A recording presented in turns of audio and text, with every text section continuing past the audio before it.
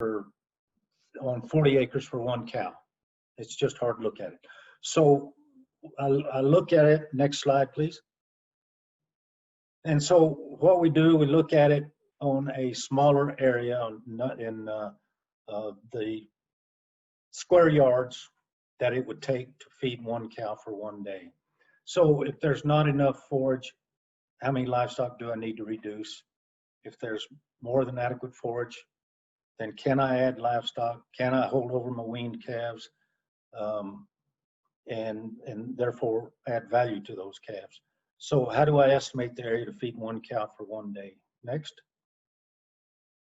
So what we've started doing, when I first started out with holistic management 40 years ago, we would estimate. You'd look at an area, you'd step off an area and you'd estimate, well, will that make one bale of hay and to feed one cow? And it's pretty difficult to do because it's all very subjective. So I started clipping, and I have a square yard here, and I would clip the grass that's within it. Next. And I'll do this in each pasture. Clip the current year's forage, and next. I'll weigh it.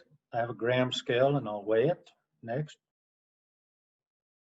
Calculate square yards per animal unit per day. And so next. And so in that example, it takes 270 square yards to feed one cow for one day. And as you can see here, I drew this out. Well, that's 16 steps. You take the square root of 270, and that comes out to about 16. 16 yards. And so you step off 16 steps square and get a visual then. And then it's based on actual forage production. And so I can go to other places in this pasture or other pastures that have similar vegetation or soil type and estimate the square yardage. And it's based on what I clipped. And when I come to a pasture where the soils are different or the vegetation changes, then I will clip again to calibrate my eyeball to that particular site. Next. And so this is a form I developed. This is to come up with what we call animal days. And so in each pasture, I have the number of grams that are clipped, the percent dry matter, what the dry weight would be, and then the square yards per animal day. And that's what the 16 by 16 was. And then you go, well, right here, yeah, you go 16 by 16. And then you can go further and come up with animal days per acre, the acres in each pasture, and that will give me the total animal days in each pasture. I total up all my pastures, and that gives me the total for the ranch. And let's say that I'm planning for 300 days. I want to know if we have enough grass for the next 300 days. So I can take this total of all the pastures and divide it by 300, and that will give me the number of cattle that I can run for the next 300 days. And if there's more forage available, then I can then compute the number of calves that we can hold over for the number of days that would be available. And you know, it's been pretty successful in the past. We've been able to hold the calves over till the spring, and so you take advantage of a higher spring market, and so that adds value to the calves. Next. And so when we look at our grazing planning and along with drought planning, allocation of the forage and so on and so forth, this is an example in 2013. And right across the fence there, they ran out of grass. we still had some. It was pretty tough. 11, 12, 13 were really tough years. The soil blew a lot, but it stopped right here. And in 2015, you can see how this grass responded. We had a good year in 2015, and even across the fence, that grass came back, and that just tells you how resilient it is. The biggest difference, the biggest change, is the diversity that we have here, and not just the blue grama grass, but we've got a lot of other grasses here. And so that comes from the grazing planning, and coupled with drought planning to achieve this. Next. And so Mimi and I were out riding around one day, and this was 5 days after 2.8 inches of rain. And this is kind of when the drought broke in 2013. And you can see how our grass responded. This particular pasture, it's a small pasture. It's the grazing periods are 2 days with a 130-day rest period. Across the fence, the grass is just barely greening up. It's been continuously grazed for decades. And you can see the difference in the quality of the grass, also the diversity of the grasses. And solar energy is being converted into vegetation here much quicker. We're much more productive than across the fence. And so with drought planning, along with grazing planning, well, this is what we're achieving, what we're seeing. And so it's really worked well. When I do my grazing planning, I don't worry about drought because I know we're going to make it until this year. So last summer, I had a full knee replacement, and I couldn't get down in the fall to clip. If I got down, I couldn't get up. And so I didn't do my drought planning. And here we are. This is the worst our grass has looked in 40 years of holistic management. We did reduce our livestock some last fall. If I had done the grazing planning and forage assessment, we would have reduced them more. And so this is the first time in 40 years that I've been caught flat-footed. And Mimi won't let me forget it. So, but we're selling grass-fed steers next month. They're going to slaughter. And sometime in September or October, we're selling off a bunch of cows also. And there's other management reasons for doing that also. So even if we get a lot of rain and everything looking good, we'll still sell those cows. So all's not lost. And I can't emphasize enough to do the drought planning. It really, really tells you something and helps management. So that's all I've got. So I appreciate the opportunity. And if there's any questions, well, then we'll answer them as they come along. Tom, so Mimi's up next. Is she ready to transition? Perfect. Thanks. Yeah.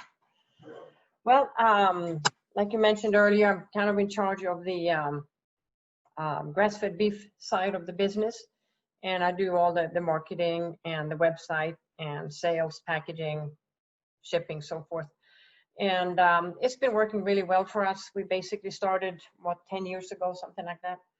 And we just listened to what the consumers wanted, and they wanted to know where the beef comes from. They wanted to know it didn't contain, hormones and antibiotics, and it was humanely treated and all that. And I thought it was important to provide something that the consumers were asking for and didn't seem to be getting, generally speaking. So that has worked well for us.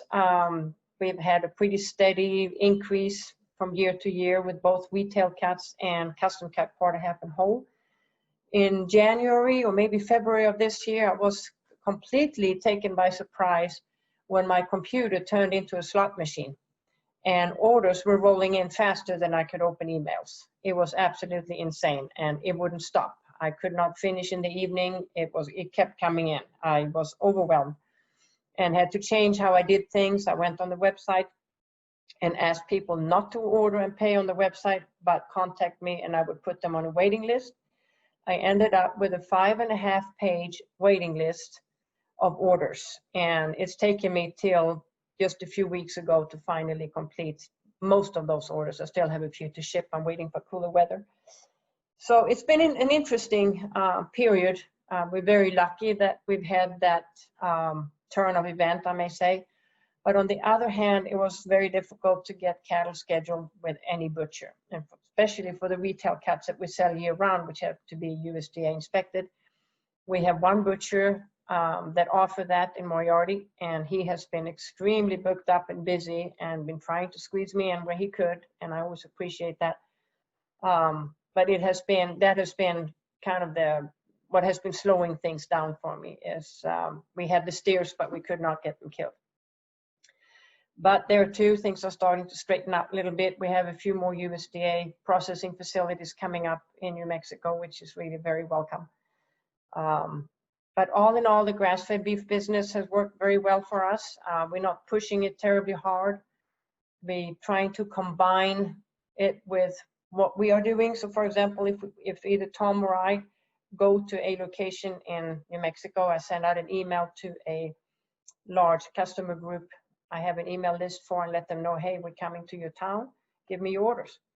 And whenever I go to Moriarty with cattle, I meet a bunch of customers in Edgewood coming from Albuquerque, Santa Fe, and that area. So it's always in combined with something else we're doing. And I think lifestyle, you have to always keep in mind your lifestyle and other priorities you have in life too, to not overdo things and become burnt out. So that's my story, and I'm sticking to it. And try our beef sometime. Excellent. Thanks, Mimi, and thanks, Tom. Anyone, if you have questions or if you joined later, please go ahead and put them into the chat box. We'll be taking questions of Tom, Mimi, and James together after James does his talk as well. So please go ahead and use the chat box and also introduce yourself in the chat box. So James Stewart is next to speak with us. He grew up in southern Idaho and was involved with ranching and farming from a young age. He earned an undergraduate degree from Utah State University in rangeland resource management. He then managed ranches for 10 years around Yellowstone National Park before attending graduate school at Texas A&M University, Kingsville, at the King Ranch Institute for Ranch Management. James currently manages the Fort Union Ranch in New Mexico in collaboration with Ranch Advisory Partners. James and his wife Kendra and their 3 children have lived and worked on ranches in Idaho, Utah, Montana, Wyoming, Texas, Florida, and New Mexico. He's interested in managing dynamic ecological systems using principles of stockmanship and livestock as tools, while improving the financial returns and capabilities of those people involved. So with that, we'll turn it over to James. All right. I apologize. I'm a little slow learning all the buttons to push. I think I'm there. Can everybody hear me? Yes, we can hear you. Okay. I appreciate Tom and his explanation of how he plans and how he gathers the information to make decisions. And I'm not going to go into the math and as much of the how.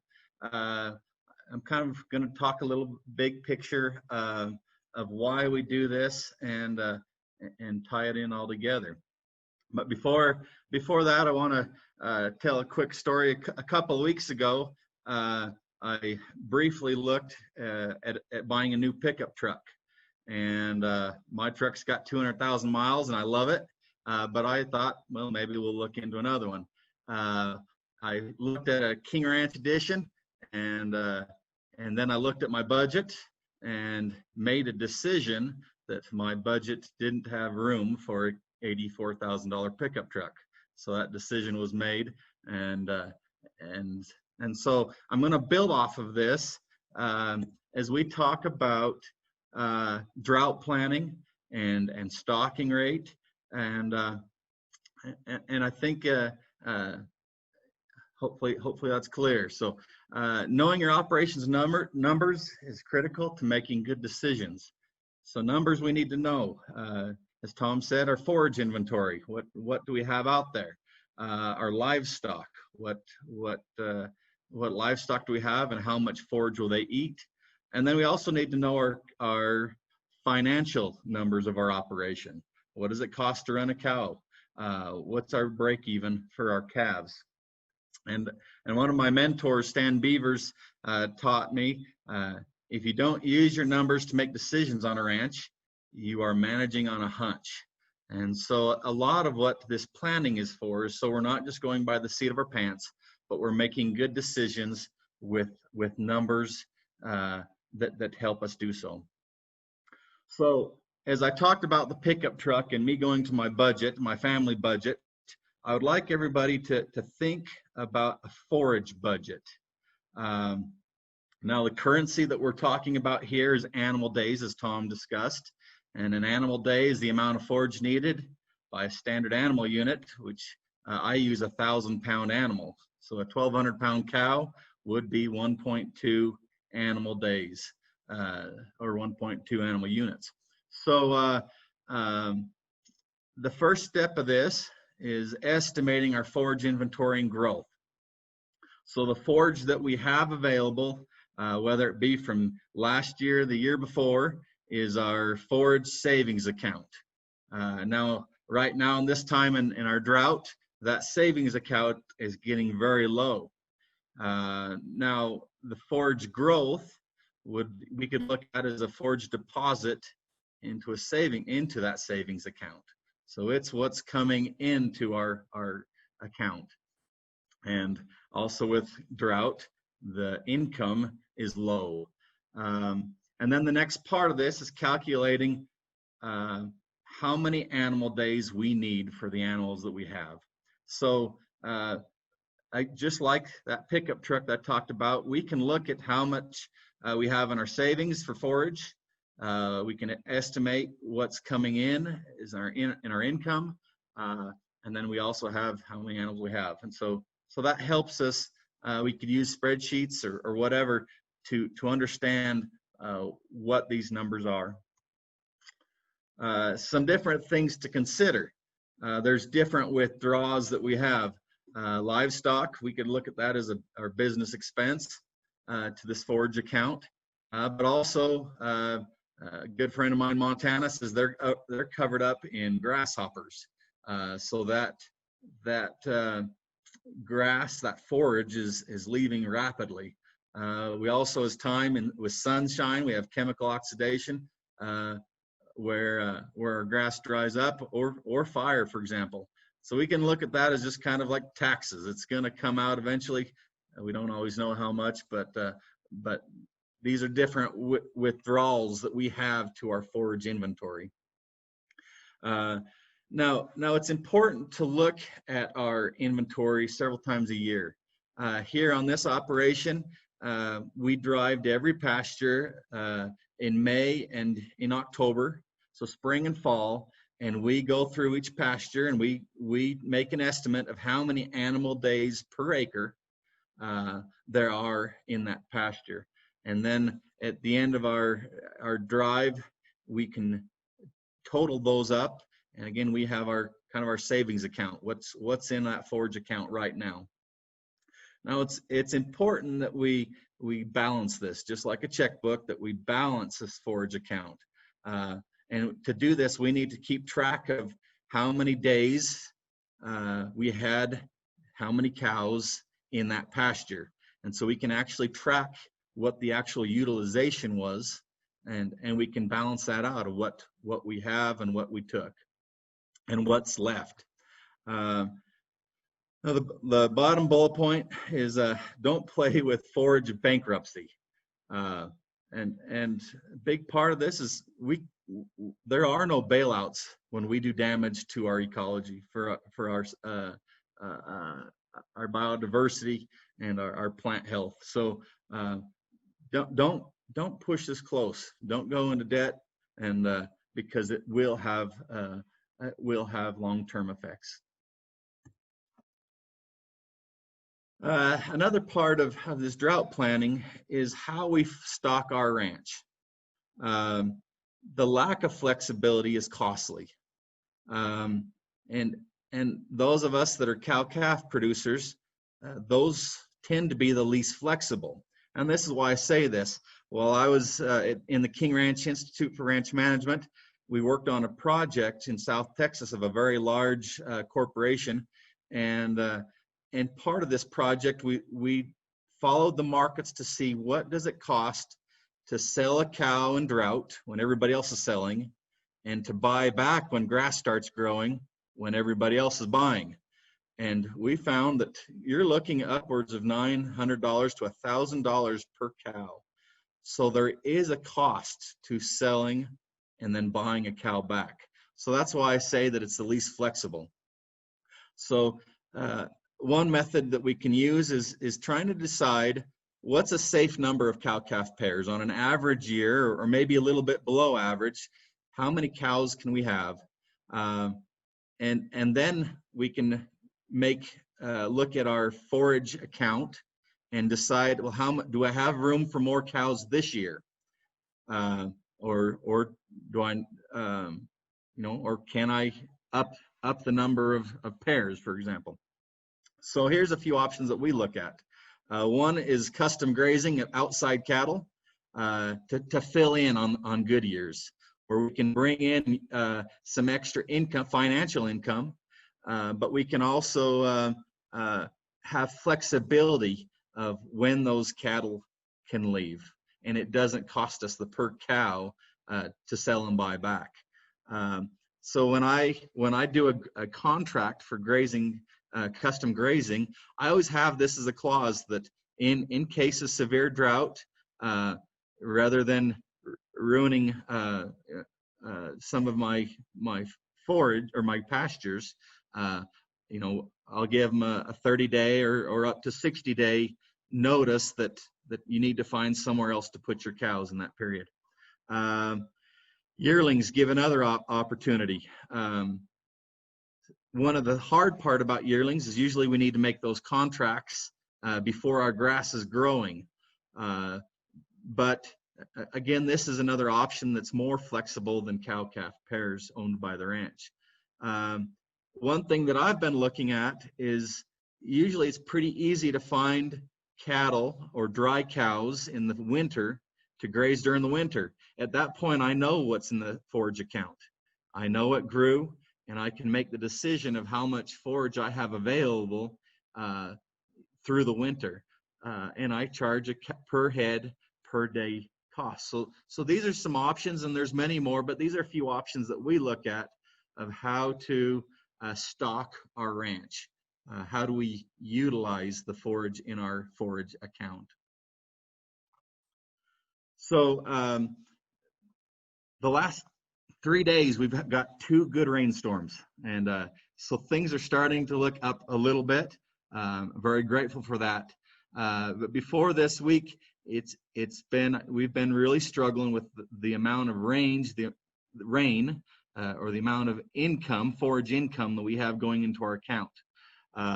So these are the example of how we have destocked or reduced the intake, forage intake on Fort Union. Our phase 1 is in February.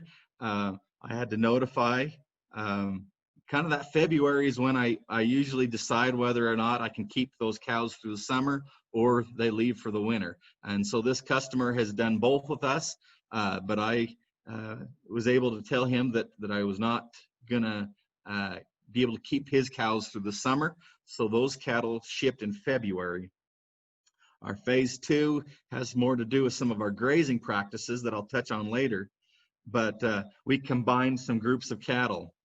Our phase 3, which just happened, we sorted our dry cows, which typically we would keep through the summer and breed them to add some value, and then either sell them in December or in February prior to calving.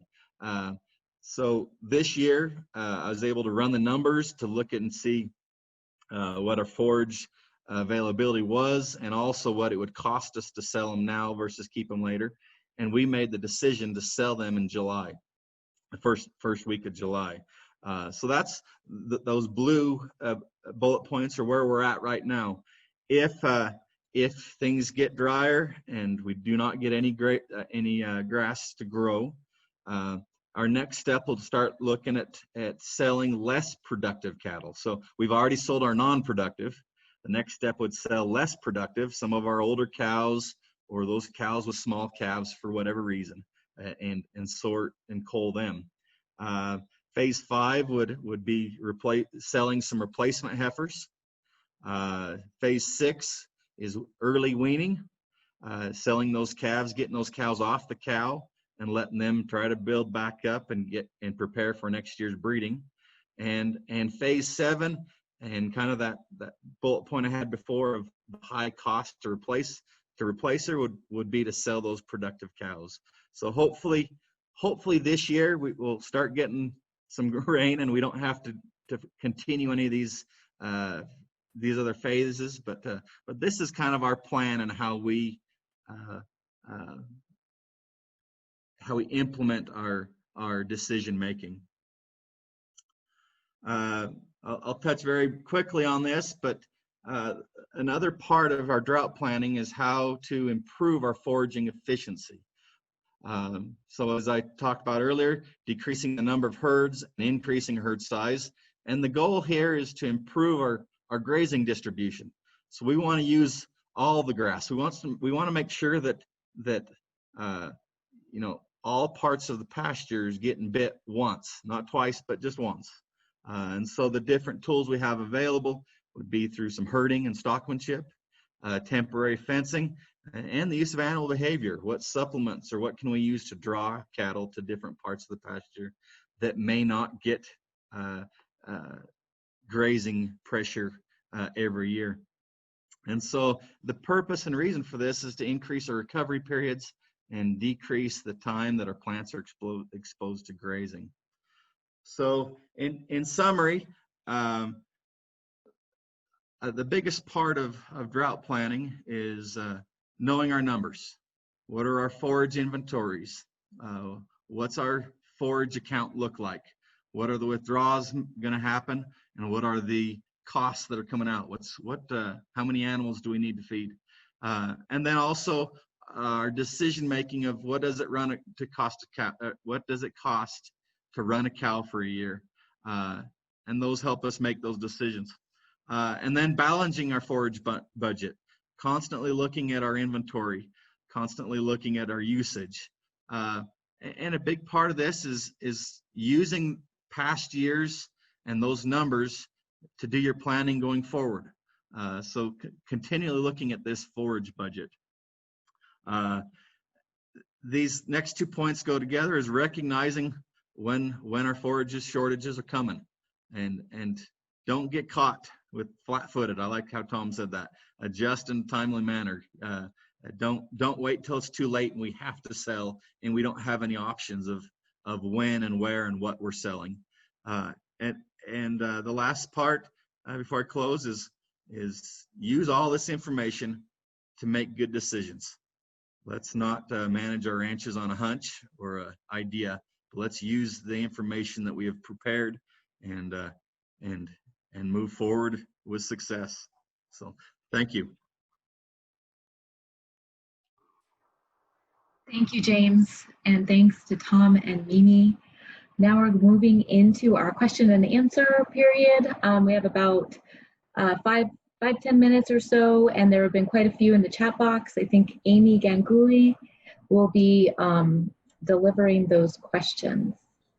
Excellent. So the first thing I want to do is start off with 2 comments that were made. And the first one, we had a question asking if this material would be made available after the webinar, and I wanted to let everyone know that we are recording this, so you will have access to this content again. For the presenters, many kudos for your presentation. So congratulations on delivering great information. Another comment was made that I would put in a category of being more reflective, just emphasizing the importance of balancing your livestock numbers so that you don't create a drought-like condition for yourself. But now moving into the comments, the first question is for Tom. When you described your process for your clipping and weighing for biomass estimation, can you describe how long would it take you to clip a plot? And I know that you've talked about transitioning to a different strategy, but we had a question about that. Well, it doesn't take very long to clip a plot. I can generally do my forage assessment in a day and a half, and then I'll come to the office and run my calculations. And first I allocate the forage, of course, to the cows and horses and bulls, our grass-fed steers, and any excess, then I can play with numbers as far as keeping over calves that don't fit our grass-fed program, things like that. And so it doesn't take very long. I don't know, 10 minutes, maybe something like that to clip a plot. So. Well, we try to get our students very well versed in clipping, so hopefully they'll become as efficient as you. The second question is both for Tom and Mimi, and James, if you have some insight to this, it'll be great. But with regards to monitoring information like the clipping that you do as a planning tool, do you use any resources for climate forecasting, such as looking at forecasts of heat, precipitation, wind, drought, to better understand what your forage measurements or your estimations mean and what they may show in the future? Well, and I didn't catch all that question. So could you just kind of go over it again? Yeah, well, and simply just generally speaking, do you use any of the climate forecasting products, like looking at predictions of precipitation, looking at predictions of drought actively as you're looking at your monitoring data? And I do. You know, as an example, our last drought in 2011, 2012, I watched the drought monitor, what the predictions were, and in 2011 to 2010, we had a lot of good grass, had good rain, good grass. That put us through 2011 in good shape. And so we had to make a decision on how many cattle to sell, because my assessments showed that we were going to have to sell some. And so it showed that we would probably need to reduce something like 40%. I'm trying to recall my numbers. We ended up taking off a lot more than that, and the reason for that was that the predictions were that 2012 was going to be just as bad as 2011. And so it really worked out well. What little rain came, we did make a little grass, and so we ended up buying some cattle back in 2012, and it was still during the drought. So yeah, we do look at it. That's I great. may add that I do look at some forecasts, but we're also looking at some different cattle markets. Kind of look at those forecasts too. That'd be some more of the information that we're looking at to make these decisions. That's perfect, James. So the next question, when you described some of your flexible stocking strategies, what kind of considerations do you have for potential biosecurity concerns or any of those related issues? I think trying to find local cattle and producers that I know or have a good reputation, it helps. Typically, I've got I've got an interstate that splits the ranch, so you know, I try to find some different ways to keep our cattle as split as possible. You know, not always, you know, we have long distance or a physical barrier between cattle, but try not to get them mixed too much. Excellent, excellent. So we also have another question about your custom grazed cattle. How do you determine when they need to be shipped? And you mentioned that you knew this in February. What was the trigger that you used to determine that? So I was able to calculate my forage savings account, my inventory, my forage inventory, what was there, and the question was asked: what if we don't get if we have another summer without growth like last year? And I wouldn't have enough forage to keep both groups of cattle, the custom cattle and my own. So that's when we decided that we need to cut. I wasn't going to risk that, you know, that we would have a great growth year. We always hope, but I planned as if, what if we don't get any rain? Excellent. So Mimi, I have a question for you. I thought your description of your grass-fed operation was really interesting, and I don't think anyone could have predicted the impact of the COVID-19 pandemic on what you saw with the demand. So now that you've experienced this, and it seems like you still are experiencing it, what kind of thoughts do you have going forward? What kind of tools are you trying to implement or seek, or what are you seeking to meet this demand that likely will stay for a while? Yeah, that's a tough one since it's hitting together with the drought. You know, if we could run more steers, I would be able to better supply an increase in demand like we have. But with the drought conditions we have, we are not able to run more steers. So maybe I need to talk to James about that. Though it's the wrong year. So that's a little bit of a tough situation there as far as that goes. But we do the best we can, and I sold out on all the fall butcher and next year's spring butcher already in March, which is unheard of. I am anticipating, maybe wrongly so, that some of these were panic purchases, orders that I may get a few cancellations, but I have waiting lists for that as well. So God bless waiting lists. That's a good problem to have right now. It is a good problem to have. It's a little frustrating not being able to fulfill everybody's orders, and especially when you have people that have been with you for many, many years. I did send out an email as soon as I saw what was happening, letting people know to get the orders in, but we know how good some people are with reading emails. So the bottleneck has been the lack of processors. That's where the bottleneck is Right, at. exactly. Now the state legislature is going to be looking at state inspection, which would help on intrastate sales. But we still have that bottleneck of not enough processors. And if the demand keeps up within that really doesn't solve the problem. It'll help, but it doesn't solve the problem. Definitely, I agree with that. So one thing that is important when you're looking for triggers, I think all of you mentioned that you look for very specific things, and key plant species are often one of those items that we typically focus in on.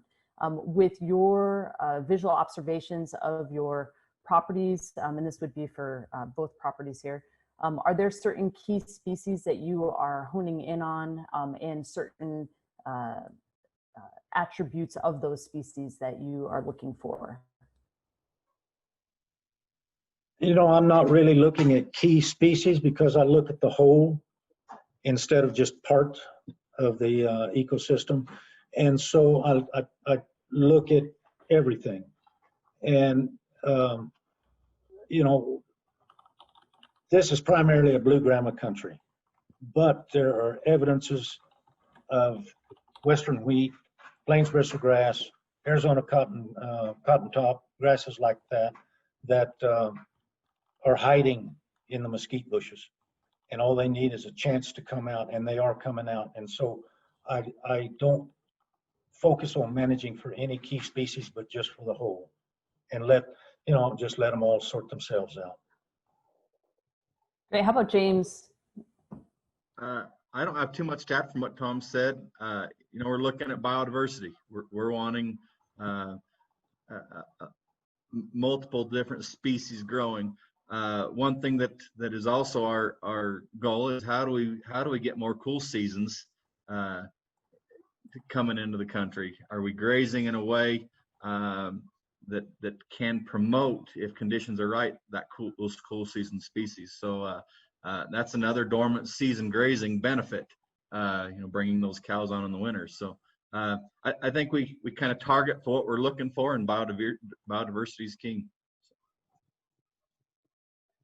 Excellent. Okay, so as we're inching towards the closing part of this question period, we have a good question that is asking for more of a synthesis, I would say.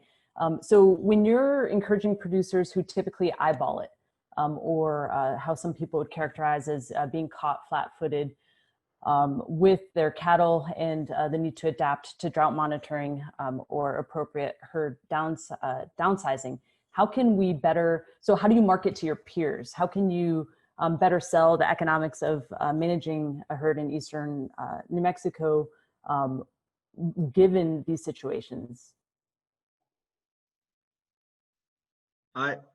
I'm pretty fortunate that I work with a great team, Katie Micklejohn and Todd Graham.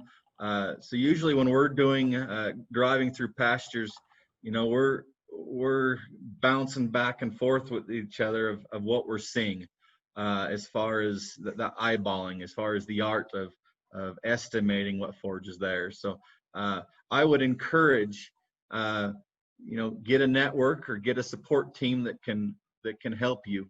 I don't think that I've ever by myself done a forage inventory. It's always nice to have 2 or 3 different eyes having that discussion. I've been at this for 40 years, since 1980. That's when I first met Alan Savory and took some of his early courses. And it was so easy to go around and preaching, and people look at you just kind of strange. And it's really difficult. I do not understand. I've tried to figure it out. I think people are afraid of change. And they'll do the same thing over and over again.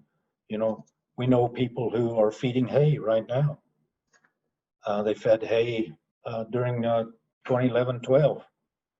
And of course, in those days, calf prices went up pretty high and it worked out for them. Well, that's not the case now. And but they're still feeding hay. And it's so simple to do a simple grazing system if you want to, grazing planning. But so I don't know how you get people to see this, So, the people tell me, I said, well, you get more rain than we do. So, well, that rain cloud follows our fence line all around. That's the darndest thing I've ever seen. And so I've given up. People ask, well, I'll tell them what we're doing, but I don't go out preaching anymore because it's too frustrating. Well, that was great, everyone. Thank you very much. For those people that submitted questions that did not necessarily hear exactly the response you want, we will follow up. There's some topics here that will be addressed in other sessions. So thank you. There's one in particular about soil health that I'm seeing. And so we will certainly save all of these questions and email the answers. But if Tom and Mimi or James have anything that they want to say specific to soil health, and the question, Amy, there are many great questions here and I have lost it. There was a question that, how do you manage for soil health? And then,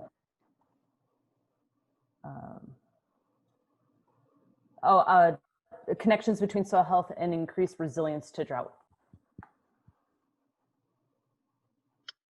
I think ground cover and insulation on the soil is important, and that's one of the really hard parts that we have to balance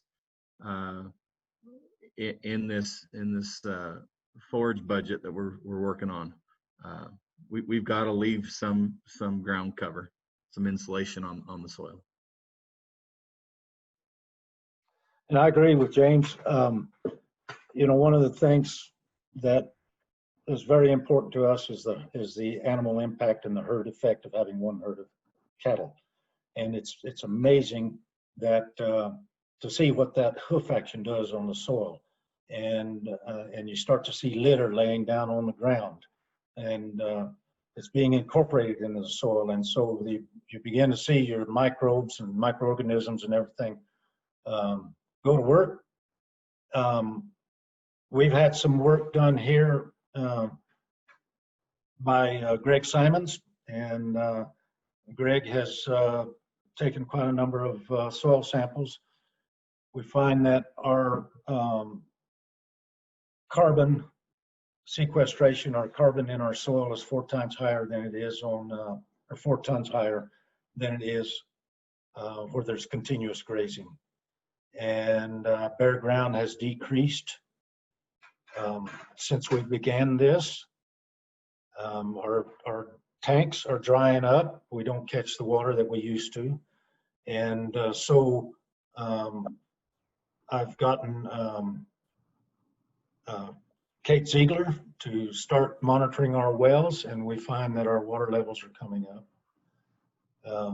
And so soil health, resiliency to drought, you know, if you have organic matter in the soil, you retain moisture better, you cool the soil off, and the roots are healthier. That one slide I showed of the fence line contrast, 5 days after that big rain, that shows what a healthy root system and what healthy soils are, and how your grass can respond.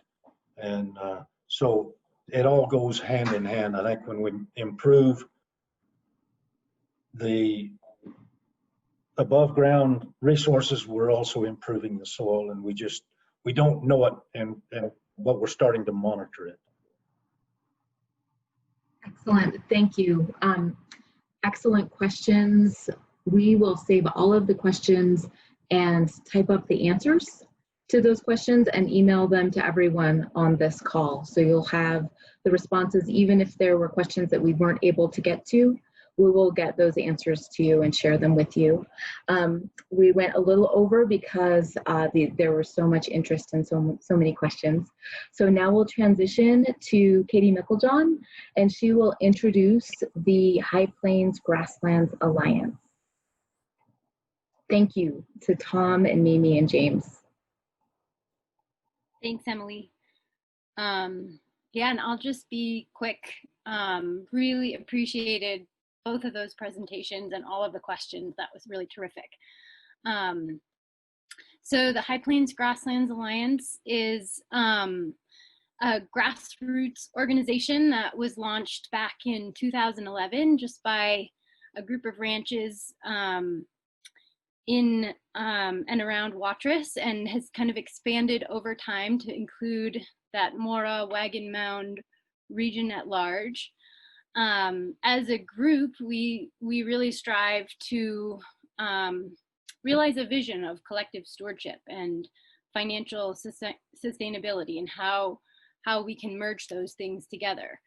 And that vision is really driven by some basic values for healthy landscapes, a desire to leave a positive legacy for the future and future generations, curiosity about others and new ideas, and an interest in testing new ideas, and finding ways to constantly improve on existing management in whatever ways possible. So as a group, you know, I think we host workshops and explore questions that are relevant to applied rangeland and livestock management. We partner with New Mexico State University, and Amy Ganguly in particular, and that's been a really important partnership for us, and has created new opportunities for students to engage with some of our members and pursue some of their projects. And so yeah, we're really just, it's a group of local ranchers, and the work we do is driven by the members themselves. And I'm just sort of the person who tries to coordinate behind the scenes and keep things rolling and make sure that we're serving the needs of the people who are involved. Excellent. Thanks, Katie. If you have some information to put into the chat box, a website to share with everyone, that would be great. Yeah, excellent. So I will quickly introduce a tool. This will be quick because I know we all want to hear the drought outlook from the state climatologist. So I'll be sharing my screen to introduce GrassCast, which is, I think, a tool that would be helpful for people to know about. It is a grassland production forecast. It gives an estimate of annual production that is updated every 2 weeks. It's based on observed rainfall to date, along with the DayCent model and some other information. It started in the northern plains and then moved to the southern plains, and this year it's available for New Mexico and Arizona for the first time. It was a project of the Northern Plains Climate Hub, and it's now hosted by the National Drought Mitigation Center. This was funded by NRCS, and Colorado State University and the University of Arizona play a large part in this tool. So it does give you an estimate of annual forage production at a 4-kilometer grid scale, so pretty fine scale. It's hosted at grasscast.unl.edu. And as I wanted to point out that you can toggle between the Great Plains and the Southwest, and there are zoomable maps, and there's quite a lot of information here. So you can see the maps that are updated again every 2 weeks. You can learn about how they're put together. There are some videos. You can learn how to read those maps.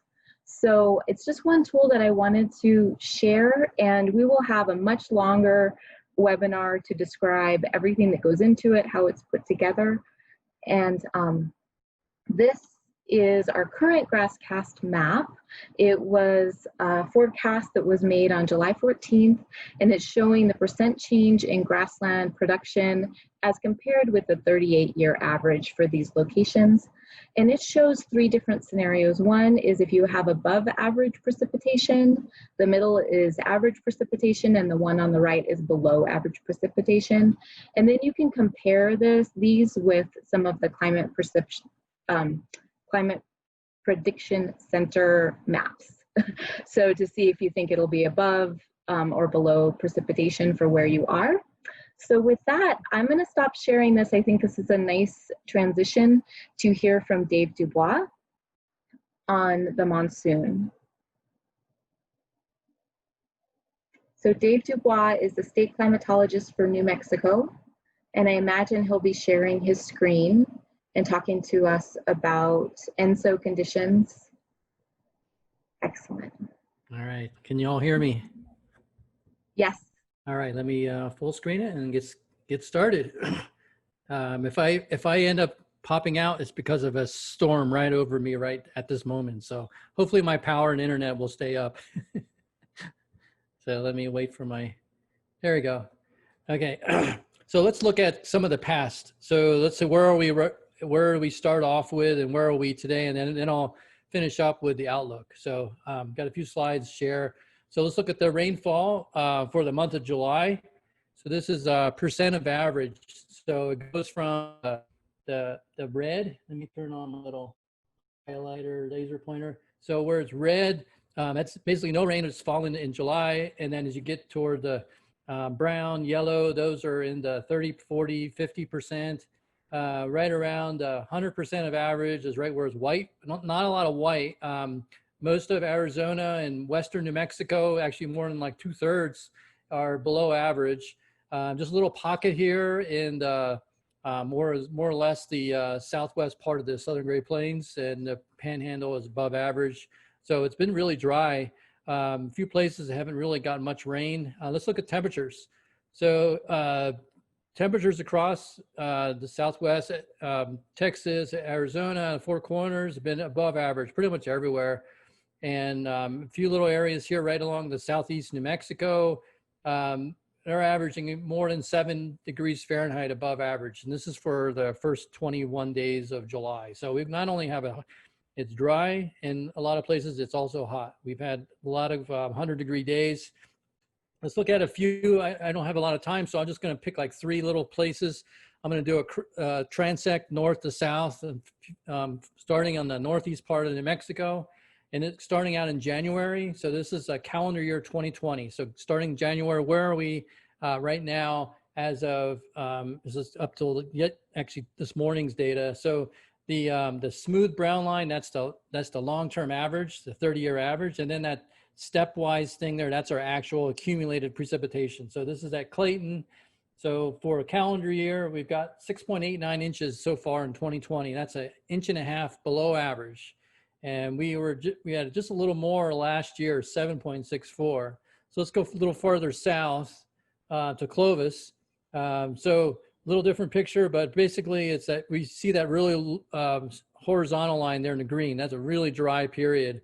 And so it's really reflected in the how much we're below average. So current calendar year, we've got 6.31 inches. So that's more than 2 inches below average. And we had 10.16 inches last year. Let's go a little further south in our transect. Let's go to Artesia, same time scale. A little different picture here again. You can see right around before, right at early March, we've got we had a tropical system dump a bunch of rain in. So you guys tell me, how does that look in terms of impacts on rangeland? If you get a whole bunch of rain, does that really help? Is it all runoff? I guess it depends on soil texture and things like that. So, I mean, it skews our maps when we look at things, because our calendar year is at 4.52, a little less than 1.5 inches below average. We had about almost the same as last year, 4.15. I mean, if we didn't have that tropical system dump, we would be in really dire situation, much more than we already are. It's pretty dry right now. See that flat line really hasn't gotten much precip since March. We're starting to get some now, but it's been pretty dry. So how are vegetation responding? So this is a satellite and model-based product. It's called VegDry, Vegetation Drought Response Index. And it's put out every week or so, every couple of weeks. We look at this, and if it's in the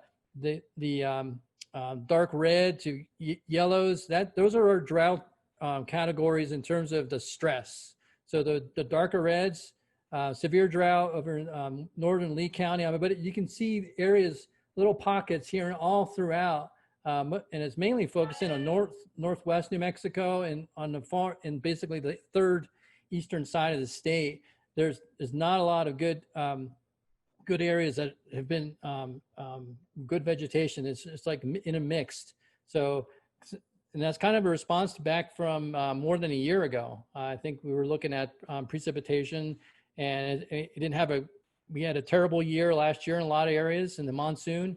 And then this year has been hot and dry. So, so it's struggling. So let me just look. Emily showed this grass cast map here, and we'll probably talk about this in more length in another webinar, but I just want to show you, because it's all about timing when you're talking about the grasslands. So on the left side this is if you're seeing anywhere where it's red, yellow, those bad. Those are areas where it's even below average amount of grassland production. So that left scenario, that's if we get above average precip, that's what it's going to look like. And then the middle one is if we get average rainfall. So far, we're getting below average, which is on the right side. So, but it's still early on the monsoon. Things are just starting to pick up. But that's where we stand right now. We don't want to see that. But let's take a look a little further. So this is another product that we use for anybody to help us gauge drought. It's the condition monitoring. If you're a CocoRa's observer, you can input what's going on. So this is the last week or so of condition monitoring. It kind of reflects what's the drought monitor is showing. A lot of the, if you see this triangles that are down red, those are areas where there's impacts in drought. So we're seeing those all widespread all over, and even Texas and in southern Colorado, most all of Colorado. So we're seeing impacts not only in the maps, but also in the ranges and what people are seeing in their backyards or the rangelands farms. So here's the latest map. The map gets updated first thing on Thursday mornings. We just finished this week's map. It'll be published tomorrow.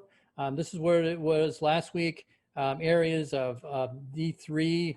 So here's our current percentages. We got 15% of the states is D3, and D3 to D2 is about 42%, and D0 is our abnormally dry. It's not really drought, but it's getting there. So that's where we are right now. So let's look at the outlook. So that's kind of, it's sort of a few areas are doing well in the Northeast, but it's still a lot of very dry conditions, even though they're getting some good rain, 4 inches in some little places. But what are we looking at and for the rest of the season? So we a lot of times for the monsoon, we don't really have this, but for the winter time, we look at the sea surface temperatures in the Pacific Ocean. So we look at this area, it's called Nino 3.4. When we are seeing this blue, that's a below average, that's cooler ocean temperatures. And we see that in the map here. So that line here is equator. So here's Mexico, South America, Australia, Papua New Guinea is over here. And we're seeing this below average temperatures. A lot of times when we see the below average temperatures here, that's a trigger for, we think of a La Nina. And so we don't like those in most of New Mexico. So when they run all the models and put all the input of all the conditions like sea surface temperatures and temperatures, they come up with some probabilities for the 3 different choices for the El Nino Southern Oscillation. And so these are probabilities. So if on the left side here, it goes from 0 to 100, and the 50% line is here. So we're standing right here. So that's June, July, August. So the blue is the probability of a La Nina starting. The gray is a neutral, which we are currently in right now. And then the red is the El Nino. So that's, and for most of New Mexico, not always, but a lot of times the La Ninas are a signal for warmer and drier winters.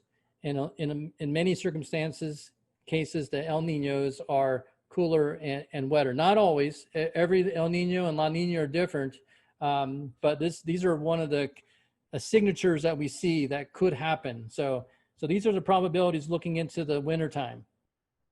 So it looks like the blue bars looks like they're winning throughout the wintertime. So that's the La Nina. So that's kind of the on the table right now is more than a 50% probability of a La Nina happening. So kind of get ready, kind of preparing for that. Look back on previous years when we had a La Nina.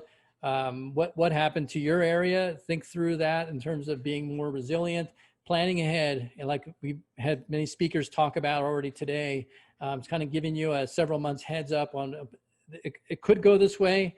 We know in terms of the La Nina, but we don't know the actual impacts. We don't know the numbers in terms of how much less or more. We've had some other ones that behave differently. We've had some cooler average La Ninas, and we've had some really bad La Ninas. We remember that. We've had some really good El Ninos and then some bad El Ninos, but on average, La Ninas are usually warmer and drier. Let's look some maps here for the outlook. So this is the 7-day precipitation forecast through basically almost through the end of July. The colors are basically the redder colors are the more rain. The bluer and greens are pretty dry. So this is out through next Wednesday. So it's Wednesday through Wednesday. Basically, we're seeing the monsoon is starting to kick up. It's basically drawing in some subtropical moisture in. And so it's dumping across, and it kind of signature when we see a lot of the higher elevation peaks getting a lot more precipitation. There's some thunder in behind me. So, so that's the 7 days. Let's go a little further now. The 6 to 10 days. Over on the left is the temperature outlook. So below average is basically our signature for the monsoon. On the right, above average. So that basically, if we were to have this webinar a couple weeks earlier, it was actually showing below average, but then we were starting to see the monsoon starting to kick in here. So that's really good. It's a good sign for all of us. Our monsoons are basically spotty areas, but the more days we go, we get some accumulations over many of these storms.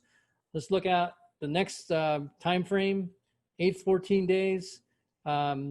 Over on the left side here, pretty much it's a signature of the monsoon. About neutral, can go either way in terms of the above or below temperatures. On the right, that's what we want to see, above average. So that's usually that signifies our monsoon kicking in through southern New Mexico and even parts of Texas here. Let's go a little further out, the 3 to 4 weeks. Over on the left, above average temperatures. On the right, we're seeing that monsoon signal. This is through the first 2 weeks of August. So at least the southeast Arizona and southwest New Mexico are above average. But however, we're seeing this pocket of below average pop in through Texas, kind of centered around the southern Great Plains. Not a good signal for us here. Even it's still in the monsoonal flow here, but we're seeing below average as well as in the Great Basin and over in the Pacific Northwest. Let's go a little further out, August. So for the rest of the month, for the whole month, above average temperatures on the left. On the right, we're seeing that same signature, below average, for the eastern side of the New Mexico, the Panhandle, Texas. Equal chances for the rest of the state, so it can either go either way. Just as a note of these, we still could get, remember, these are probabilities. There's a 40% probability of having a below average precipitation. It still could go the other way, but the probabilities are more toward the having a drier than more precipitation. So it's kind of giving you a heads up that there's a higher chance of having a drier over the rest of August. So let's go even a little further. So 3-month outlook to the fall. So August, September, and October. Same signature here on the left, above average temperatures. On the right is seeing that signature here where we're seeing below average in the southern Rockies, kind of dipping into northern New Mexico and the southern Great Plains here. So heads up, there's some probability. It's not very strong, 33% probability, but it is it's not showing above average. So it's kind of, remember the previous August was drier on the east side, and now it's looking at on northern New Mexico. So, and that's an area we've got a lot of drought impacts right now. If you're in northern New Mexico, southern Colorado, it's been pretty dry there. So let's look out further. Let's look out all the way to the winter time. So this is about as far as we can go. And this is the sort of a quintessential La Nina pattern. The jet stream. So if you point your eyes toward the right side here, the jet stream goes a little further north, dumps a little more. The storm tracks go further north in the continental U.S. and they miss out on the southern part of the U.S. so that it's drier on all the southern states, from Florida all the way up through the southeast, and that's sort of our signature. And then the northern Great Plains gets more above average. So this is the signature of a La Nina pattern.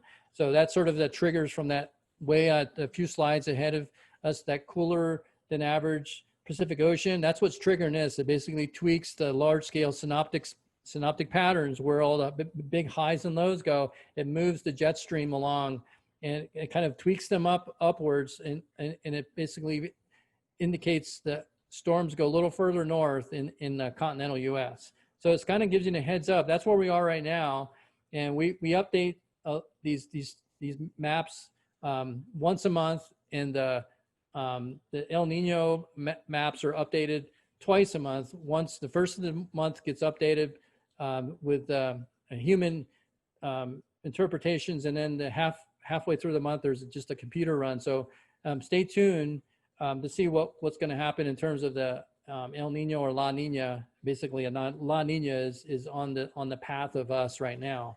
It still could go neutral, or it could go into full La Nina. It all depends on it's basically this upwelling of cold water and how the winds. So it's not only just temperatures, but it's the wind patterns across the tropical Pacific, as well as the convection, and it changes the circulation patterns. All that has to start to trigger, and we start look at all those things. There's actually several indicators that look at what triggers a La Nina. But the first one we look at is if it starts to get cooler in the ocean, we start to think about a La Nina. So what does that mean in drought? So here's our drought outlook. This was released the 16th of July. It's valid from then to the end of October. Basically went in the beginning of our water year. So that chocolate colors, all that most goes all the way from the Pacific Northwest all the way across to Texas. Basically drought persisting. The only area where we're getting development likely is on the Chusca Mountains and a few little spots here. So not a good signal here. So I just wanted to kind of just say, I mean, these are our current predictions. Most of these from the Climate Prediction Center out of NOAA. We add in, we meet once a month as a state. We met actually this morning to talk about the impacts with several federal and state agencies. And then we translate that and communicate that to our constituents, like we're doing here. We have several other webinars that we do. We've got another one, I think, tomorrow that basically it's the same information that's in today. And then you could also get a hold of me on my email. I tweet stuff that's ongoing on Twitter, or if you're a Facebook person, I'll start posting stuff on Facebook to kind of give you some updates on the conditions for the pending possible La Nina. So that's it for now.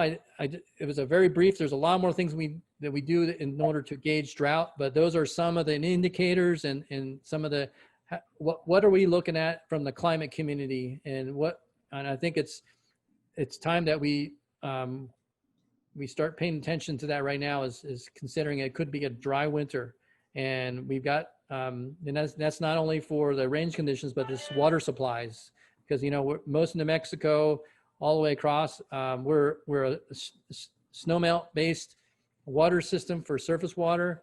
And if we have a lackluster winter, that's not good for us. So let me. Thank you, Dave. That I always really appreciate your updates, and I would like to offer to continue to offer these monthly for Eastern New Mexico for the region, possibly with some really short updates on a weekly basis. I am sharing with you now a few upcoming events, because we can't leave you with those drought projections without at least giving you some tools critical for drought management. There is another webinar tomorrow. If you're interested, I put it into the chat box. It's at nmbeef.nmsu.edu. There's also a non-traditional marketing webinar that's coming up as well. And now I am going to stop sharing my screen, and I'm going to launch the poll. Thank you everyone for staying longer. We really appreciate it. And we'd like to know what you would like to hear about next. We're thinking that as the drought persists, we'd like to continue. And we know that crop producers weren't really represented here. So if there's a crop producer on the line who would be willing to share their experience, we'd please reach out to us. And I'm launching the poll now about what drought information and opportunities you would like to see in the future. And you can choose as many of these as you like. So you could choose more updates from Dr. DuBois on the weather conditions, some specific breakout rooms on Zoom where you can talk with other producers, a listserv where you can talk to folks, a little bit more about GrassCast. So I'll leave this poll open for the next few minutes. If you would like to include anything in the chat box that you'd like us to know, please feel free to do that as well. And we'll look at sharing with you the questions and the answers for the questions that you had today, and hosting another webinar within a month or two, and we'll share that with this entire list. So I'd like to thank the Planning Committee, Tom and Mimi Sidwell, James Stewart, Amy Ganguly for an excellent question and answer session, Katie Micklejohn, at Jimmy Emmons for sharing his information with us and helping us plan this. So we'll keep it open just for a few more minutes. It's been open for about a minute. And then when I end the poll, I can share the results so that you'll be able to see what everyone voted for, and we can plan our next calls. So let's see, a few more minutes here. If you do have questions for Dave, you can also share them. It seems like some people might not be seeing the poll. It should have popped up on your screen, Amy. You're not seeing it. Okay, maybe if you minimize your Zoom screen, you'll see the poll. It came up on mine, Emily. Okay, I'm just getting questions in the chat box from a few folks not seeing it. About a little over half the folks have voted at this point.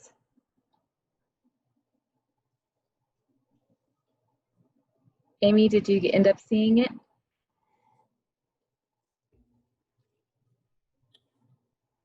Oh, you can also click polls at the bottom of the screen for it to pop up. So that might be what you need to do if you're not seeing it. Thanks, Sky.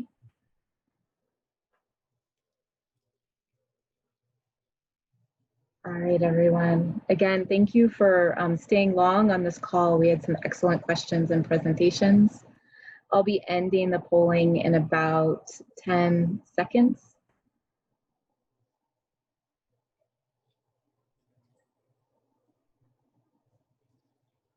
A few people are still coming in. I'm watching it. We have 70% that have voted so far, so I don't want to end it too soon.